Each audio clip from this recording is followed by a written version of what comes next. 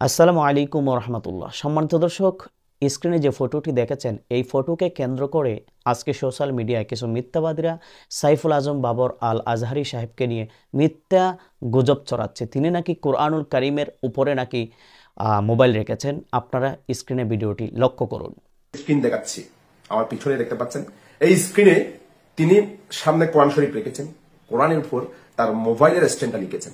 সম্মানিত দর্শক, এতক্ষণ আপনারা স্ক্রিনে যে ভিডিওটি দেখেছেন এই মিথ্যাবাদী ইউটিউবার বলতে চাচ্ছে যে সাইফুল আজম বাবর আল আজহারি সাহেব বক্তব্য দেওয়াকালীন অবস্থায় তিনি মোবাইল নাকি কোরআনুল কারিমের উপরে রেখেছেন। এখানে সর্বপ্রথম বিষয়টি হলো এটি কোরআনুল কারিম নাকি অন্য কোনো কিতাব সেটা আদৌ সুস্পষ্টভাবে বোঝা যাচ্ছে না। ধরে নিলাম যদিও কোরআনুল কারিম, কিন্তু তিনি বাস্তবিক পক্ষে তিনি কোরআনুল কারিমের উপরে রাখেন নাই। তিনি নিচে টেবিলের মধ্যে স্ট্যান্ডের মধ্যে তিনি মোবাইল রেখেছেন।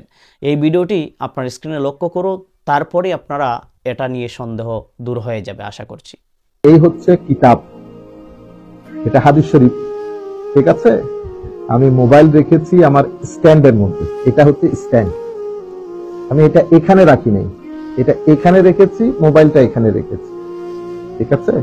সম্মানিত দর্শক, এতক্ষণে আপনারা বুঝে গিয়েছেন যে সাইফুল আজম বাবর আল আজহারি সাহেব মোবাইল কোথায় রেখেছেন।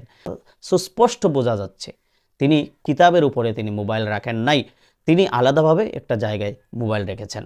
সম্মানিত দর্শক, এখন আমি বলছি যারা মিথ্যা গুজব ছড়ায়, মিথ্যা রটনা করে, একজনের উপর মিথ্যা তুহমক এবং মিথ্যা প্রভাকাণ্ডা জড়ায়, তাদের উপর আল্লাহ তাআলার লানত।